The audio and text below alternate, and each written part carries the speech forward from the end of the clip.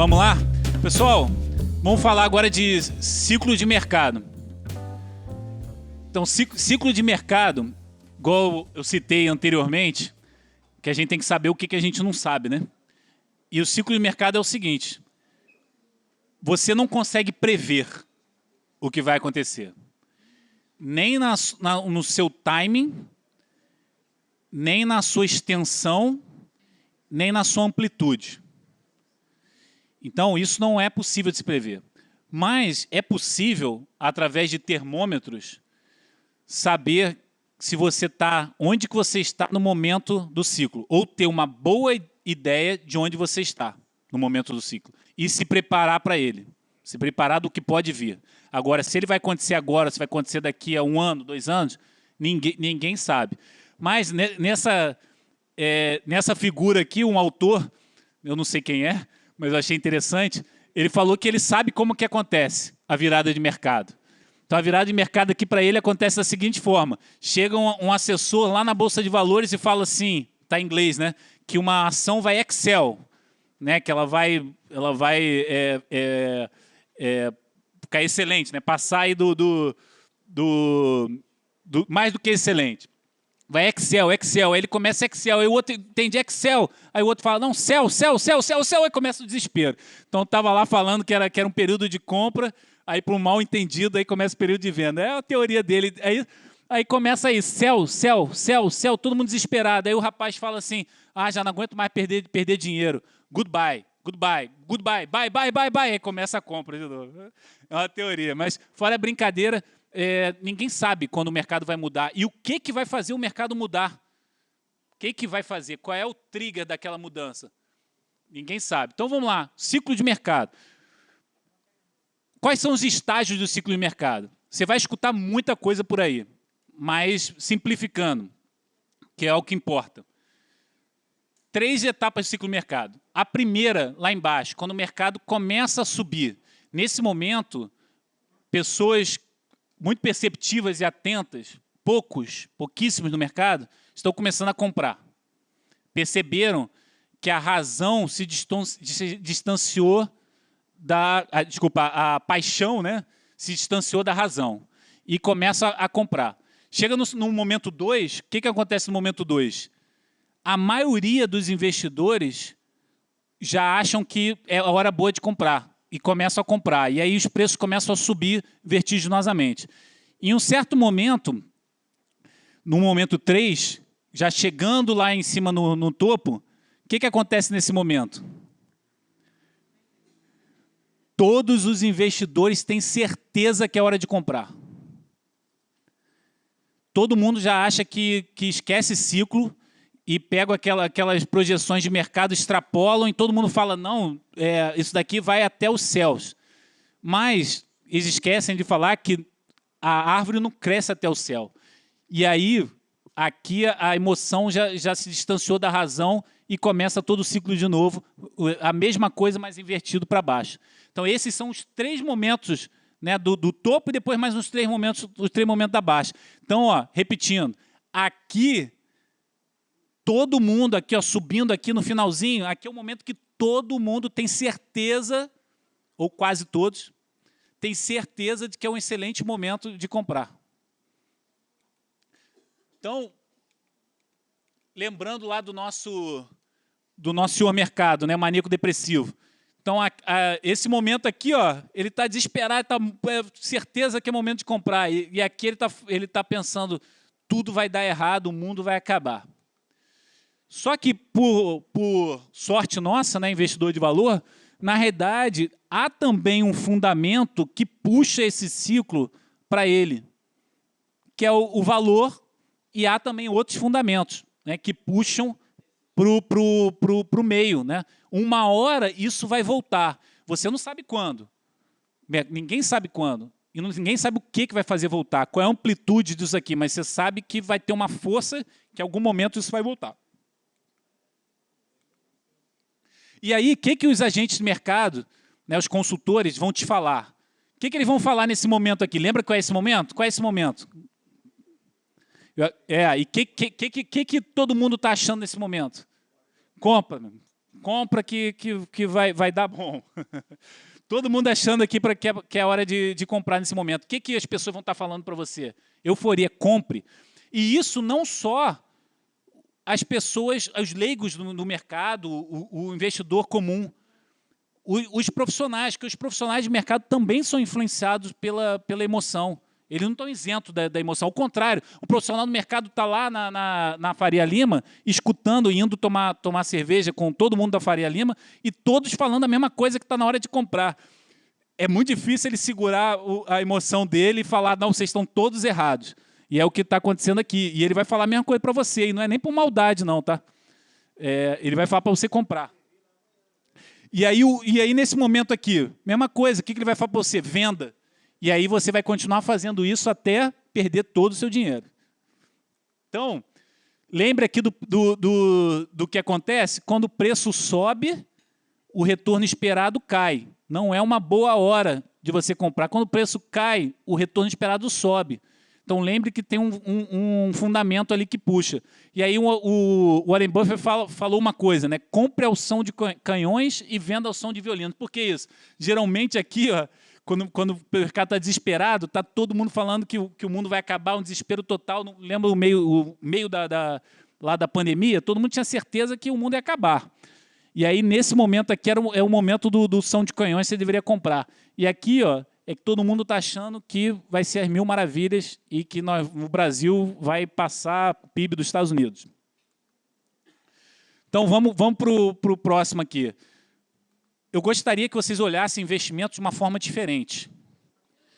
Pensem que o investimento é igual você meter a mão num saco de bolas para tirar uma bola. Essa bola, se ela for verde, significa que você ganhou acima do que o mercado. Se ela for amarela, você ganhou igual ao mercado. E se ela for vermelha, você ganhou abaixo do mercado ou até perdeu dinheiro. Tá? Nesse caso aqui, você avaliou um ativo e você viu, olha, ele tem aqui, está difícil diferenciar amarela de verde, mas ele tem 4 amarelas, 4 verdes e 3 amarelas. Então, pô, 7 em 10, eu vou no mínimo ficar igual ao mercado. Então, é um investimento legal. Então, investimento é assim, é uma probabilidade. Você investe, mas você tem uma probabilidade de tirar uma bola vermelha. Quem te garante aqui, ó, que você vai meter a mão nesse saco, você não vai tirar a bola vermelha? Você pode tirar uma bola vermelha, não pode? Então, isso aqui é uma probabilidade. Só que aqui a probabilidade está a seu favor. No mínimo, 70% das vezes, né, se você meter a mão em vários sacos desses, em 70% dos casos, provavelmente você vai estar, no mínimo, igual ao mercado. Mas lembra que quando o mercado lá está depressivo, o que acontece com esse ativo aqui? Ele fica ainda melhor. O que acontece quando o preço cai? O retorno esperado aumenta. Então, você tem agora 9 bolas verdes, ou 8 bolas verdes, né, 9 bolas verdes e amarelas para tirar e você poder ganhar. Você aumentou a sua probabilidade de ganhar quando o mercado ficou depressivo. E quando o mercado ficou alegre lá na euforia, o que aconteceu? Aumentou a quantidade de bolas vermelhas. Aqui você tem uma alta probabilidade de que você vai meter a mão ali e você vai tirar uma bola vermelha. Então, o ciclo de mercado conta muito. E aí eu vou introduzir. O ciclo de mercado é muito apresentado com uma curva, né, de altos e baixos. Só que o ciclo de mercado ele é melhor visto como um pêndulo. Por quê? Tem 3 coisas características do pêndulo. Primeira, o pêndulo ele é puxado por uma gravidade. E a gravidade puxa ele para qual posição? Para o centro, que é exatamente o valor. Aqui é quando você mediu, é quanto vale esse ativo. Então, há uma força que puxa aqui para o centro, o pêndulo. Quando o pêndulo sobe muito aqui, o que acontece? Ele vai voltar e vai subir muito aqui também no final. Então, o ciclo não é simplesmente que um momento de euforia precede depois um momento de medo. O momento de euforia causa um momento de medo. Um puxa o outro.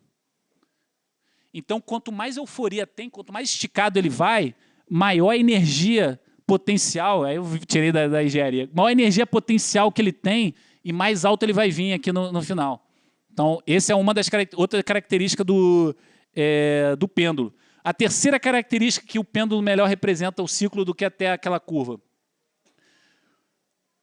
O mercado se mantém, o tempo que ele fica aqui no meio é o menor tempo.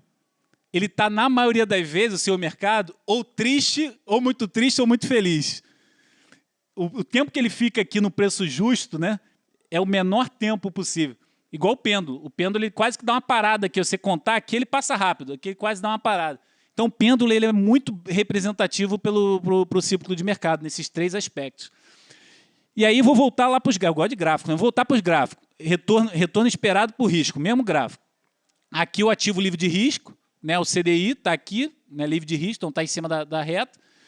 Agora, você tem aqui um ativo que você calculou aqui o retorno esperado dele pelo preço justo, o retorno esperado dele no preço justo é esse retorno aqui.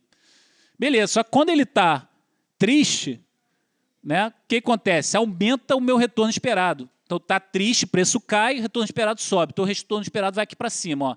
Virou uma reta, lembra do Sharp? Essa reta aqui com uma inclinação positiva, um Sharp positivo. Então, beleza, é um bom momento de investir. Só que em alguns momentos ele fica triste. Quando ele fica triste, o retorno esperado dele cai. O preço sobe, desculpa, ele fica feliz. O preço sobe, o retorno esperado dele cai. Então, quanto mais ele fica triste, mais o retorno esperado aumenta. Quanto mais ele fica eufórico, mais diminui o retorno esperado. Então, o que nós temos aqui? O ciclo, o pêndulo está aqui dentro. Tá? Então, ele está pegando essa reta aqui e ele está oscilando essa reta. Beleza, até aqui eu só mudei a representatividade. É a mesma coisa que a gente falou até o momento. Agora eu vou botar um outro ciclo na jogada, porque não é fácil, para ficar mais confuso. Um outro ciclo. Aí vai a economia entra em crise, e aí o governo, o Banco Central, né, começa a ter deflação, o Banco Central fala, olha, agora é a hora de eu reduzir juros para incentivar a economia. Reduz os juros da Selic. O que ele faz? Pega esse aqui, ó, que estava aqui, esse aqui é o retorno esperado do livre de risco, e joga ele aqui para baixo. Vai lá quase zero. O que acontece nesse caso? Lembra esse ativo aqui, ó, que ele tem um retorno esperado aqui em cima? Olha como é que ficou a reta agora dele, bem inclinada. O que significa isso? Um ótimo investimento. Quanto mais inclinada essa reta, melhor a relação de retorno por risco, maior o Sharp. Um ótimo investimento. O que o mercado vai fazer nesse momento? O mercado ele não é totalmente ineficiente. Todo mundo vai investir nisso aqui, porque ficou muito bom. Retorno esperado altíssimo, comparado ao que eu tenho aqui. Ó. Se eu quiser investir no livre de risco, eu vou ganhar 1% ao ano. Vou ganhar quase nada. Então, o que o pessoal faz? Exatamente o que não deveria fazer. Quando o CDI cai a margens muito baixas, o livre de risco começa a ficar muito baixo. Eu ficar ali no CDI, eu vou ganhar quase nada. Então, todo mundo migra para ativo de risco. Quando migra para ativo de risco, começa a comprar. Quando você começa a comprar muito, o que acontece com o preço?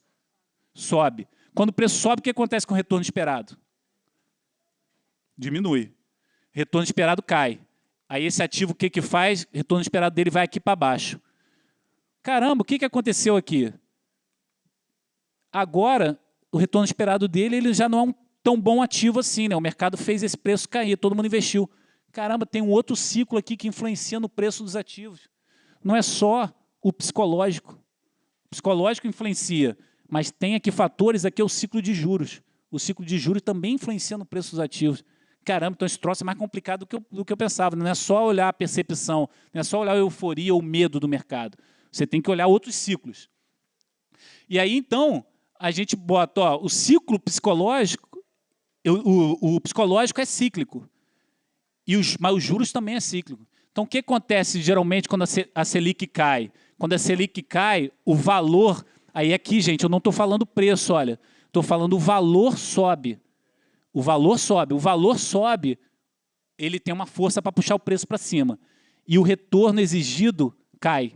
Preço sobe, retorno exigido cai. O que é o retorno exigido? É exatamente aquilo que eu falei, que o cara fala assim, olha, antes eu tinha que ganhar em ações 15% ao ano, porque o Selic estava a 10%. Agora a Selic está a 1%. Pô, se eu ganhar em ações 5% ao ano, tá bom, não tá? ainda estou ganhando mais do que o ativo livre de risco, então o retorno exigido do mercado cai, junto com a Selic caindo. Então o preço usualmente cai também. Igual o contrário também é verdadeiro. A Selic sobe, o valor cai e o retorno exigido sobe. Então há um outro ciclo aqui que influencia o preço dos ativos no mercado. Aqui eu estou falando de ação, tá, gente? Mas renda fixa é a mesma coisa. Aqui é título subindo de valor, título caindo de valor. Não importa, tá? Então, ó, beleza, a gente já viu 2 ciclos que influenciam no preço dos ativos do mercado. Qual mais ciclo influencia no preço dos ativos do mercado? O que mais influencia? Vamos ver? Então, vamos pensar aqui na crise de 2008, subprime, Estados Unidos, a marolinha daqui do Brasil do Lula. Vamos lembrar, o que houve aí no ciclo de crédito?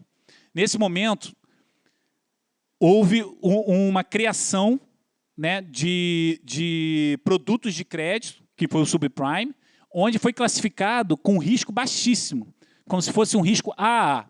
Só que aquilo era um derivativo do derivativo de ações. Derivativo é um produto financeiro com risco bem elevado. E aí o pessoal vendia como se tivesse risco muito baixo, começou a ser comercializado sem muita lastro. Chegou num momento, o derivativo ele vai potencializando o risco. Você potencializa o risco, você alavanca o risco. Então, em um momento, aconteceu que alavancou tanto que alguém deixou de pagar. Um deixou de pagar, quando você está alavancado, você não perdeu por 1, você perdeu por 10, 15, 20. E aí começaram a perder. Quando começaram a perder, o que aconteceu com o ciclo de crédito? O crédito começou a ficar mais escasso. Os bancos começaram, opa, está todo mundo perdendo, inadimplência, agora eu só empresto dinheiro se for num valor altíssimo. Não empresto dinheiro para ter uma rentabilidade pequena. O próprio banco começou a emprestar dinheiro para ter uma rentabilidade mais alta. E para quem ele principalmente empresta? Para as instituições, para as empresas. O que aconteceu com o lucro das empresas? As empresas não trabalham com dinheiro só delas, trabalham com dinheiro emprestado. Com dinheiro emprestado ficou mais caro. O que aconteceu com o lucro? Despencou. O lucro das empresas despencou. O mercado que investe nas empresas, o que aconteceu aqui com o investidor? O investidor foi à loucura. Falou, vende, começa a vender, vende os ativos. Aí vendeu, impactou o mercado, vendeu o título, porque os títulos começaram a ficar inadimplentes, tal, começou a vender tudo, o mercado todo começou a cair. E aí o mercado começou a cair, o que o pessoal de crédito fez? Agora, eu não quero nem só aumentar os juros. Agora eu não dou mais dinheiro emprestado. Corto o empréstimo. Diminui. Até o Banco Central ele tem o poder de diminuir a quantidade de empréstimo que o banco consegue dar, a quantidade o tanto de alavancado que o banco está. Então, vendo isso, o Banco Central foi lá e falou, você não pode emprestar mais esse tanto. Você tem que emprestar menos. Emprestou menos para esse aqui. Aí esse cara aqui que trabalha endividado, que é a empresa, precisa o quê? Ele não tem condição de pagar o principal dele. Ele considera que ele vai sempre rolar a dívida, que ele vai sempre pegar um novo empréstimo. Fala, agora você não tem mais empréstimo, paga tudo que você tem. Pô, então tem que fechar a porta. O que aconteceu com as empresas? Quebraram. Começaram a fechar as portas. Depois que a empresa começou a fechar a porta, o que aconteceu com os trabalhadores? Rua, perderam o seu emprego, perderam sua renda. Se o trabalhador perdeu a renda, o que aconteceu com o ciclo econômico, com o PIB da empresa? Não está mais produzindo, diminuiu a produção. O PIB caiu, então entra no ciclo econômico. O PIB caiu. O PIB caiu, aí acontece tudo isso que alguém falou, não pode pagar. Diminuiu a renda pode comprar menos, não tem lucro, diminui a renda que você não tem, o cara não tem uma renda, você não empresta mais, diminui a renda, psicológico afetou, e aí está tudo interligado. Eu falei esse ciclo, né, do que ocorreu lá em 2008, não sei se exatamente foi dessa forma. Não dá para saber, ninguém sabe, porque um está ligado no outro. Por que eu botei todas essas linhas? Porque lembra que eu falei que é imprevisível? Ninguém sabe se começou exatamente aqui, se começou aqui, se começou aqui, se começou aqui. Pode até dessa vez ter começado aqui, né, que é o que todo mundo fala de 2008. Mas a próxima crise pode começar aqui. A próxima crise pode começar no lucro da empresa. Não importa. E um está interligado ao outro. Um influencia o outro. Então é muito complexo. São vários ciclos que puxam o preço daqui, ó, que é o ciclo de mercado, que puxam o preço dos ativos para baixo e para cima. São vários ciclos que influenciam. Caramba, agora eu fiquei perdido, cara. E aí, o que eu faço perante isso? São vários ciclos muito complexos. O que eu faço? Então, vamos nos atreter aos fatos. O investidor de valor se atrete aos fatos. Primeiro fato, o ciclo de mercado tem altos e baixos. E esses altos e baixos são inevitáveis. O ciclo de mercado exerce forte influência sobre o desempenho dos seus investimentos. São imprevisíveis quanto ao tamanho e timing. E o que vai levar eles a ocorrer? E aí, o que você vai gastar de esforço, então, perante a isso? Vou prever o que vai acontecer, então. Então, vou ficar aqui atento. Eu vou estar aqui com um risco bem alto, mas, cara, quando eu ver que pintou aquela fagulha ali de fogo, eu vou tirar o meu dinheiro. Ou o contrário, não, está muito bom o mercado, eu vou encher aqui, né? Eu vou encher de risco, vou diminuir, enfim, eu vou prever o que está acontecendo no mercado. Aí vamos entrar em previsão de mercado. Aqui, ó, é a previsão agora do final do ano do Standard & Poor's, que é a Bolsa de Valores americana. Então, ele tem uma previsão otimista, que é vermelho, uma previsão que é o meio do caminho, que ele chama de basic case, que é o que ele vai considerar efetivamente, que é essa daqui, está meio apagada, e essa daqui é a pessimista dele. Ele, na realidade, ele usa essa daqui, ó, no final das contas, que é a que ele chama de basic case, para poder ver como é que ele vai investir. Aí você fala, o que é isso? Isso aqui ele extrapolou. Se você olhar, ó, essa previsão aqui, ó, é só você pegar a tendência aqui, ó, é o basic case dele. O otimista dele, o que é o otimista dele? É pegar a tendência mais recente e falar, vai continuar essa tendência mais recente com uma inclinação maior. E a pessimista, ele pegou, descendo daqui para baixo, extrapolou. Então, a previsão do mercado, na maioria das vezes, não passam de extrapolações do passado.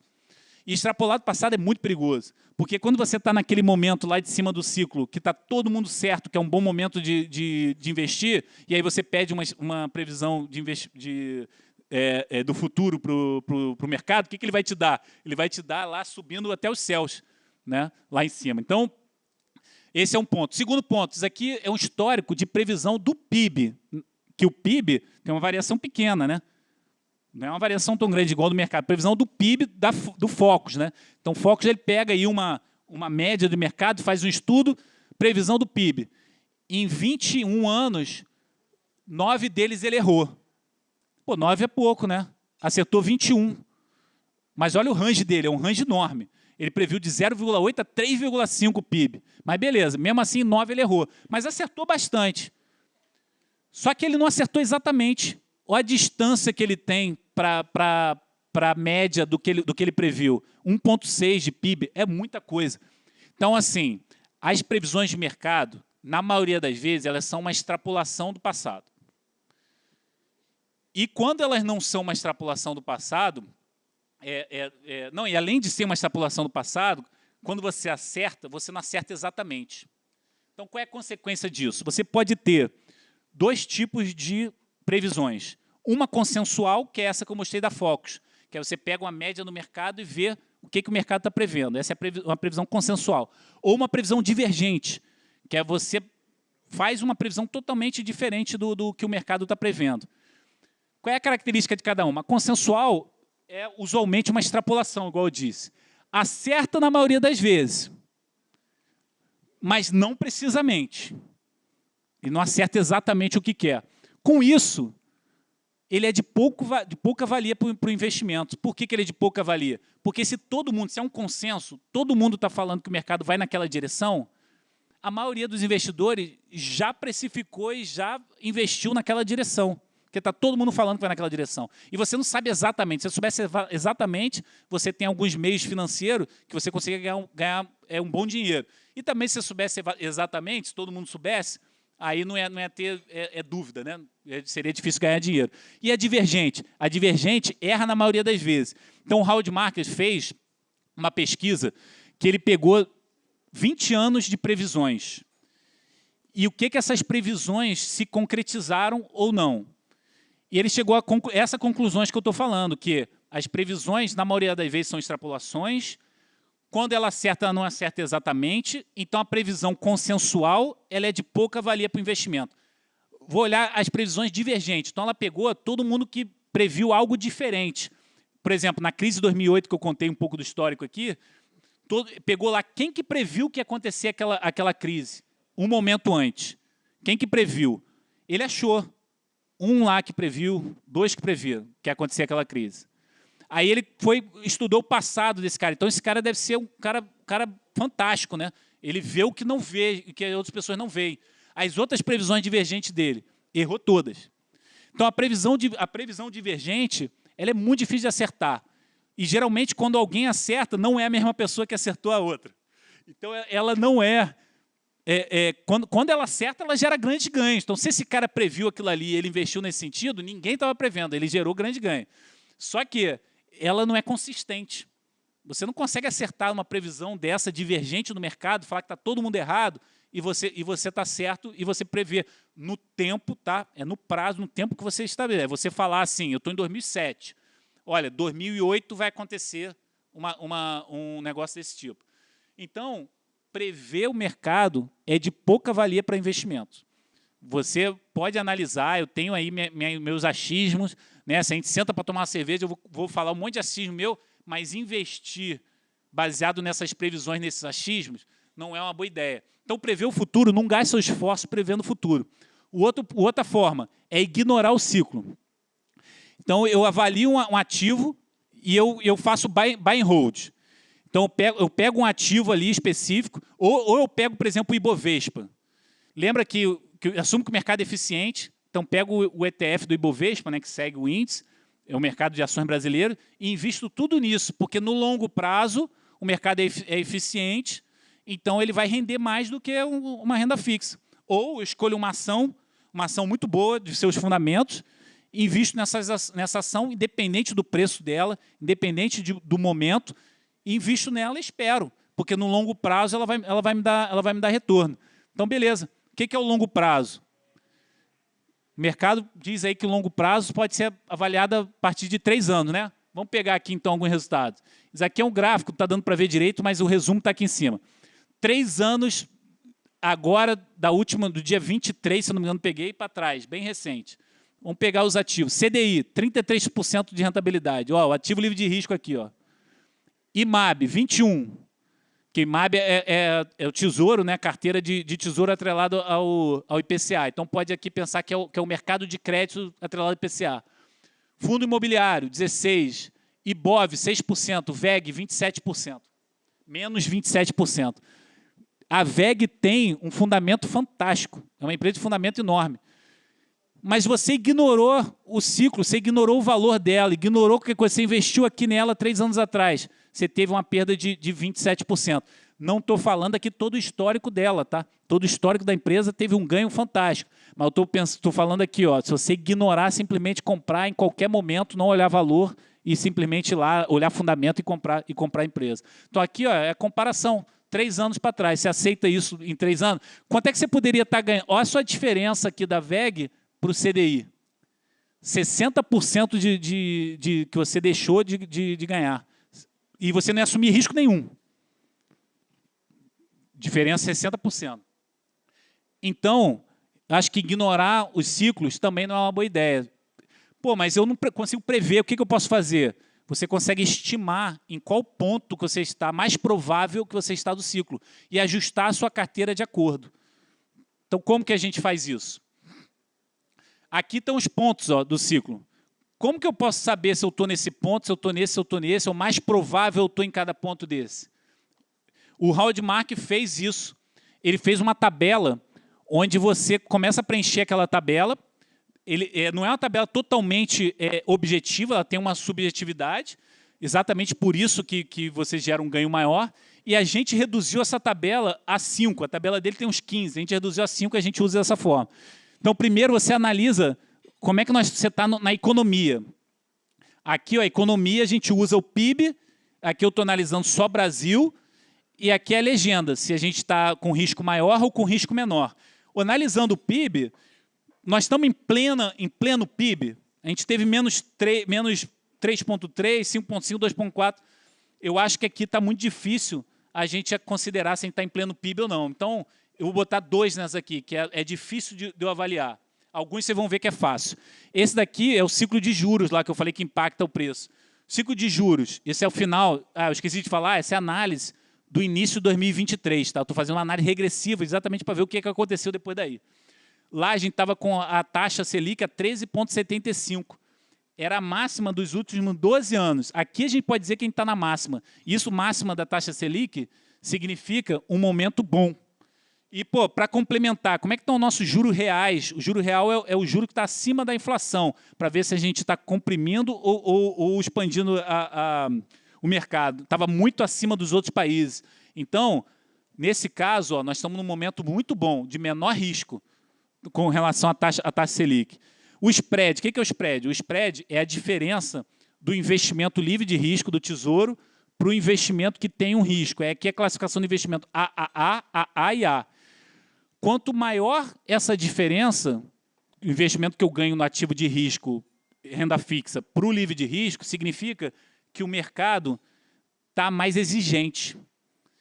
Se o mercado aceita ter um rendimento menor, pequeno acima do livre de risco, significa que ele está menos exigente. Então, se ele está mais exigente, é melhor. Aqui foi o Covid. Esse momento aqui era um momento que o mercado estava com medo, super exigente, um momento bom. Aqui era um momento de menos exigência, principalmente esse aqui, que é diferente de um e outro. Aqui você está no meio, não está nem no topo nem no final. Então, esse aqui a gente não pode dizer muito. Então, eu botei 2 ali que ele não vai pesar. O próximo é o ciclo dos investidores, né? Aqui é o psicológico. Como é que está o psicológico? Como é que está o preço lá do Ibovespa? Né? Ele estava nessa linha aqui. Ele já teve bem mais alto, já teve bem mais baixo. Então, com preço, eu não tiro muita referência. Não está no all-time high nem no all-time low.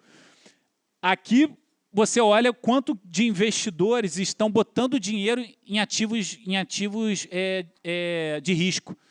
Aqui, os investidores ficaram o ano de 2022 todo girando dinheiro de ativo de risco. Então, quando ele está fazendo isso, o investidor está com medo. Isso aqui seria benéfico, seria bom. O que os agentes de mercado estão falando? Estavam falando para você tomar cuidado com o risco. Então, isso aqui também seria bom. Mas como o preço lá não foi muito claro, esse aqui eu vou botar 2. Poderia botar que está no momento bom, tá? Mas como um dos indicadores está muito claro, eu deixei 2 para ele não influenciar. Agora, preço dos ativos. É o valuation. Aqui entra o valuation. Para eu tirar uma média, como é que está o valor das empresas versus o preço que elas estão sendo negociadas? O valor está abaixo do preço ou está acima do preço? Aí eu vou usar aqui para simplificar o preço por lucro, que é o preço que essa empresa está sendo negociada pelo lucro que ela dá. Estava o menor desde 2001. Então, aqui está claro que o preço estava muito abaixo do valor das empresas. Tinha empresa sendo negociada, e hoje tem algumas, a 0,3% do patrimônio líquido dela. Então aqui, lá no início de 2023, a gente avaliou que era um momento bom. Em resumo, nós chegamos numa média de 2,4. Essa minha escala ela vai de 1 a 3. Então, 2,4, 3 seria que muito provavelmente eu estou aqui. 2,4 significa que é muito mais provável que eu esteja em uma região por aqui do que uma região aqui. Muito mais provável ainda que eu esteja acima dessa reta, acima da linha, que é a linha do meio, da atratividade ali. Então, era um momento bom de eu assumir risco. Isso foi no início do ano passado. O que a gente mandou para os nossos clientes? A gente faz aqui todo trimestre, a gente manda uma carta para os clientes, avaliando tudo isso e falando para eles o que a gente acha. O que a gente falou? Ações extremamente baratas, juros real incrivelmente elevado. Sugerimos a nossos clientes que aproveitem o momento. É o momento de investir. É o momento de assumir um pouco mais de risco. Esse era um momento bom. Então, a gente avaliou. A gente não sabia o que ia acontecer. O que aconteceu foi o mercado subir 22%. Aconteceu. Podia não ter acontecido. O mercado não aconteceu, ficou estável, até caiu. Sua análise estava errada? Não, isso não significa que a análise estava errada. Significa que eu não tenho como prever timing. Mas lembra o saquinho de bolas? Eu sei que tem mais bolas verdes ali. Mas tem bola vermelha. Eu posso meter a mão e pegar uma bola vermelha. Mas se eu faço isso constantemente, a probabilidade de eu pegar mais bolas verdes é maior. Então, o que eu tenho que fazer a partir daqui? Como eu devo me posicionar? E aí eu vou para mais uma metáfora do Warren Buffett, mas essa é muito legal. O jogo de beisebol. Tá? O jogo de beisebol, você tem um lançador, a pessoa que defende e a pessoa que rebate aqui. Não é isso? Você pode ter 3 strikes, que é até 3 strikes, que é a pessoa lançar, o defensor receber e você não conseguir rebater. Só que nos investimentos, no mercado de investimento, o Warren Buffett fala o seguinte: esse é um jogo que você tem infinitos strikes. Você não precisa rebater toda a bola. Você pode ficar 1 ano esperando jogarem bola ali, até jogarem uma bola que é muito fácil de você rebater. Para que você vai pegar aquela bola difícil de rebater? Espera ali, deixa o cara ficar jogando bola, porque você tem strikes infinitos. O que significa isso? Se você não está num momento bom de investir, não investe. Ou junta no Selic. É isso que nós vamos estar fazendo com a carteira do nosso investidor. Ou nós vamos até falar para eles, gente, você junta dinheiro para quê? Para algum momento gastar, não é? Você não quer algum momento ali, você, sua família e tal? Se você pretende gastar, esse é o momento de você gastar seu dinheiro. Porque a maioria dos ativos que você investir, o retorno que você vai ter esperado é muito baixo. Então, não é um momento de você talvez, se você estiver pensando em gastar o dinheiro, gasta nesse momento. Gasta com a sua família e tal, porque você vai investir, você vai ganhar pouco. Gasta agora, espera quando o mercado estiver num momento melhor, agora você volta a investir com força. Ou vai juntando, se você, mas eu tenho uma meta para o futuro e tal, beleza, não quero gastar esse dinheiro.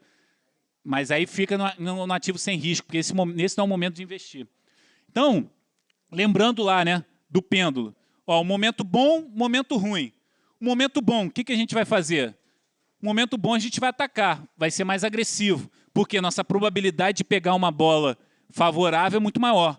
O momento é ruim, espera, deixa a atacada acontecer, não precisa rebater agora, espera um momento bom. Eu agora até falar, você pode ficar sentado lá na reserva, deixando o cara lançando as bolas. Quando você vê que está no momento que ele cansou, está lançando as bolas fraquinhas, aí você entra em campo e rebate. Então, isso é muito importante saber sobre investimento. Resumo. O que é o mais importante sobre ciclo de investimento?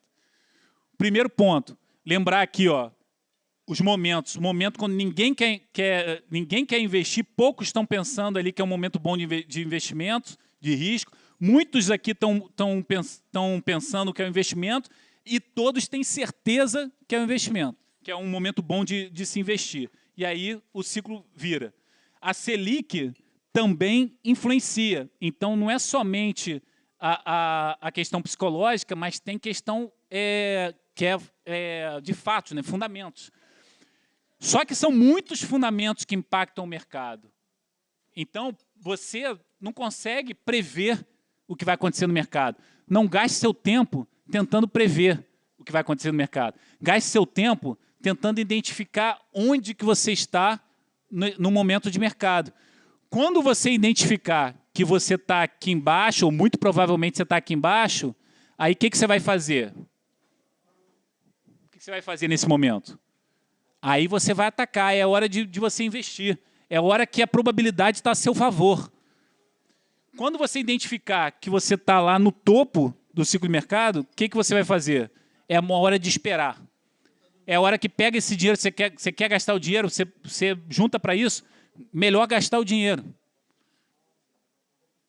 Então, aqui é um resumo do ciclo de mercado e a gente usa essa análise de ciclo de mercado para a gente aumentar ou diminuir a nossa posição de risco na carteira. Sempre, logicamente, respeitando o perfil de investimento individual de cada um.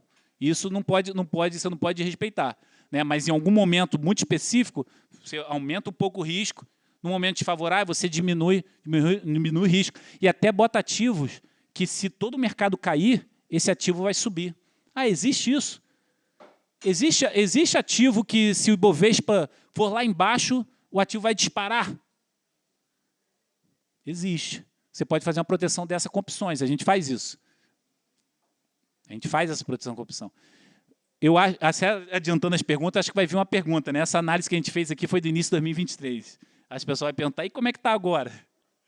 Sempre vem uma pergunta dessa. O que a gente vê agora, olhando nossa posição de mercado? Tá?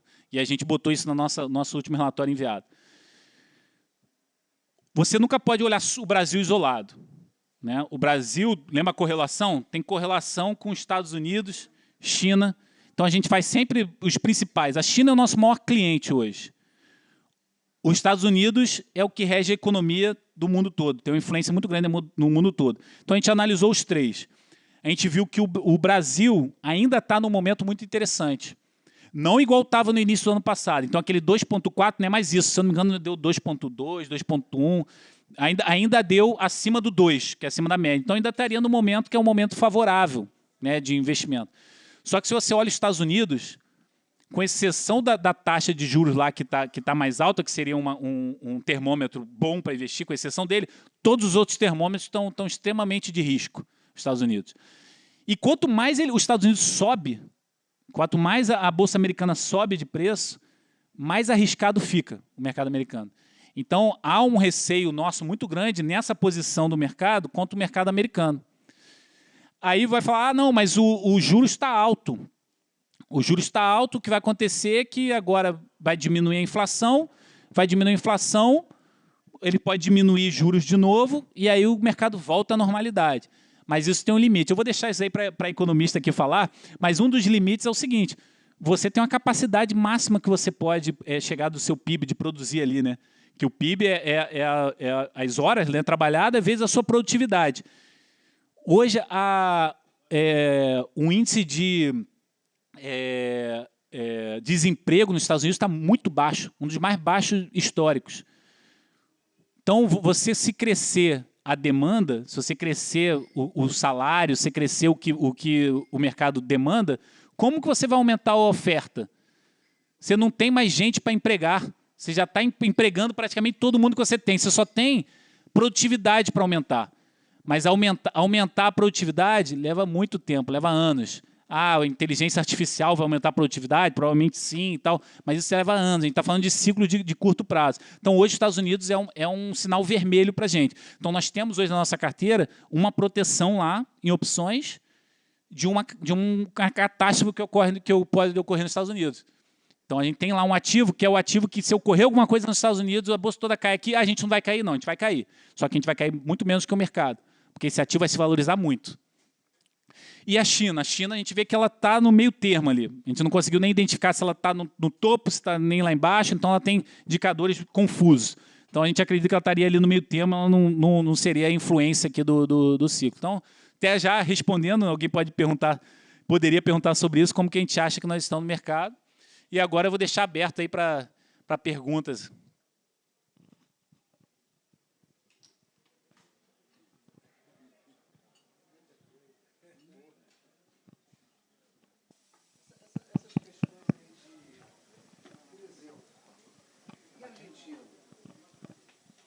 Não, só assim, e curiosidade, e com relação à parte política do mundo, né? Você tem Estados Unidos, China, que a gente não pode acreditar em número nenhum, mas uma perspectiva para a Argentina, tendo em vista agora um governo mais liberal, um governo focado na economia, não naquela proteção. Aqui no Brasil a gente está com um ano de governo de proteção, os Estados Unidos estão no terceiro ano de governo de proteção. Então, esses ciclos também políticos, eles são considerados nessas análises? Então, a gente procura não misturar isso com a nossa análise. Por quê? Porque exatamente é muito complicado você prever. Eu vou falar aqui, poderia falar o que eu acho, tá? Mas o que eu acho não direciona o que a gente investe.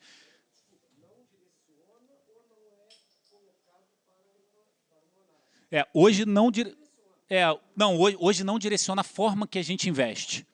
Exatamente. A forma que a gente investe. A Argentina, a gente não vê o ciclo da Argentina, porque hoje a gente considera que ela é pouco relevante para o mercado aqui nacional. Apesar de ter, se acontecer uma catástrofe lá, logicamente vai ocorrer. E é aquela aleatoriedade do mercado que eu falei. Então, uma coisa na Argentina vai afetar aqui, uma coisa na guerra lá no Oriente Médio vai afetar aqui. Então, prever isso é muito complicado. A gente só não aposta tudo numa mesma direção. Porque se acontecer uma aleatoriedade dessa, você não pode ser um impacto tal que impacte o seu capital. Você não pode perder dinheiro permanentemente.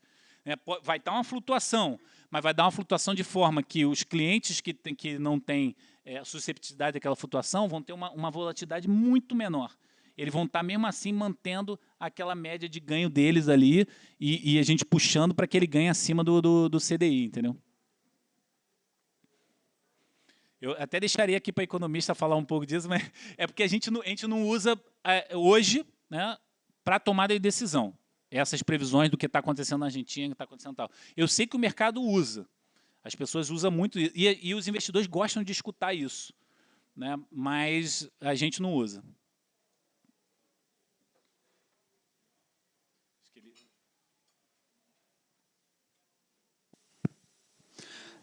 A minha pergunta é sobre a forma como vocês fazem esse cálculo. Como é que você sabe quando você está no B, ou no D, ou no E versus o G? Porque eu imagino que o número seja bem próximo, né? Tipo, tem alguma coisa que, não, eu sei que está na hora da subida ou se está na descida. É o momento atual que está direcionando? Como é que vocês fazem isso? Uma excelente pergunta. Quando a gente joga aqui, ó, nessa tabela, você não vai saber exatamente. Tá? Então, isso aqui não é uma ciência exata. Mas você imagina que aqui, ó, todos eles deram 3. O resultado aqui deu 3. Nossa conclusão é que, muito provavelmente, nós vamos estar, no caso aqui, inverso. O 3 é lá embaixo. Muito provavelmente, a gente vai estar mais próximo lá da base. Efetivamente, nós vamos estar? A gente não sabe. A gente nunca sabe a amplitude do mercado. O mercado pode ir além disso. Mas lembra o pêndulo? Se ele for mais ainda além disso, é mais arriscado ainda. O retorno para o outro lado provavelmente vai ser muito forte. Então, a gente não consegue saber exatamente onde a gente está. A gente tem uma boa ideia, uma boa análise de que, pelo menos, o que a gente pode afirmar com mais propriedade, né? Que, muito provavelmente, mais próximo da base nós estamos comparado ao topo. Então, se eu tenho que mexer minha carteira, eu vou mexer mais para que ela fique mais favorável, pensando que eu estou mais na base. Mas nunca vou apostar que eu estou na base, porque ele pode ir apostar 100%, que ele pode ir ao contrário. E se ele for ao contrário, lembra do saco de bolas, né? Eu posso tirar uma bola vermelha, por mais que eu tenha ali 99 bolas verdes, eu posso tirar uma vermelha. Se eu aposto tudo, e significa que se eu tirar a vermelha, eu estou fora do jogo, eu perco meu dinheiro permanentemente. Cara, não é uma boa aposta. Nunca aposte perder permanentemente seu dinheiro. O importante é estar no jogo. É aquilo do Warren Buffett. Nunca perca dinheiro. Então, gestão de risco é a primeira situação.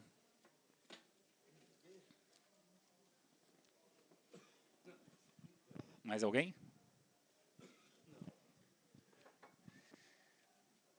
Então, vou passar aqui para o... Oi?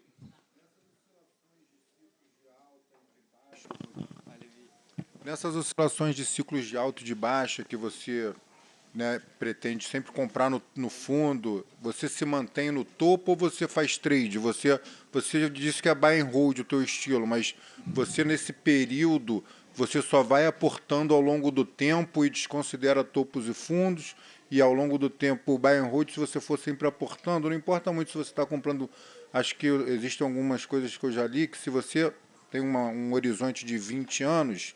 Não se preocupe em topo e fundo, vai com consistência e regularidade, vai aportando, que o tempo é exponencial.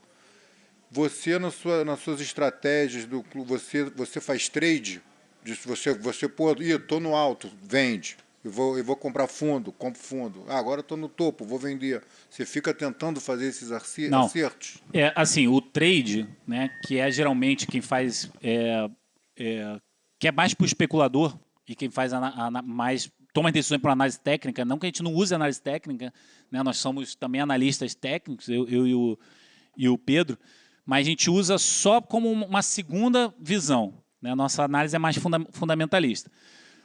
O trade, cara, significa você querer ter um retorno no curto prazo. O Nelson falou um pouco sobre isso aqui. Nossa visão é de mais longo prazo, então a gente não faz trade. e a gente não tenta adivinhar o que vai acontecer no futuro. Então, essa análise aqui é mais para a gente saber onde mais provavelmente a gente está no ciclo. Se a gente está mais próximo da base ou se está mais próximo do topo. Mas a gente não sabe se a gente está na base ou está no topo. É mais provavelmente. Se eu estou mais provavelmente na base, significa que eu poderia assumir um risco um pouco maior. E aí a gente move nossa carteira para assumir um risco um pouco maior. Nunca assumindo um risco que vai correr o risco de você perder tudo. Se você está no topo, é o contrário, a gente vai ficar mais defensivo. A gente fica mais defensivo na carteira. Mas isso não tem correlação, tem nada a ver com fazer um trade, que é você comprar e vender, e geralmente o trade é baseado só em preço. Você olha gráfico, você vê a oscilação do preço, vê alguns indicadores, né, técnicos, e aí você compra e vende de acordo com isso. A gente não faz esse tipo de investimento. Aí você falou sobre o buy and hold. A gente não é buy and hold, é value investing. Então a gente analisa o valor. O buy and hold exclusivamente, né, é aquele que não analisa o valor. Ele só analisa o fundamento. Ele olha uma empresa de fundamento, então ele investe naquilo ali independente do preço. A gente não faz isso, porque pode ser uma empresa maravilhosa. Só que se o preço estiver muito acima do valor, a gente acha que é um investimento de risco.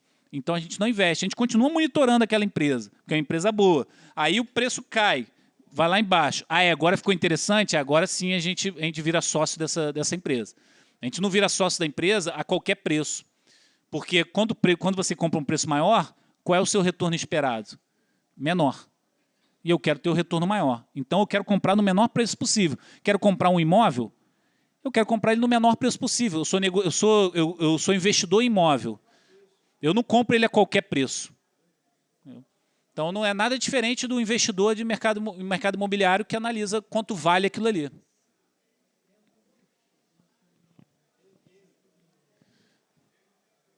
Alguém a mais? Pedro, passar para você aqui para a gente fazer as considerações finais, então. Então, pessoal, minhas considerações são as seguintes. Eu gostaria de agradecer a presença de todos.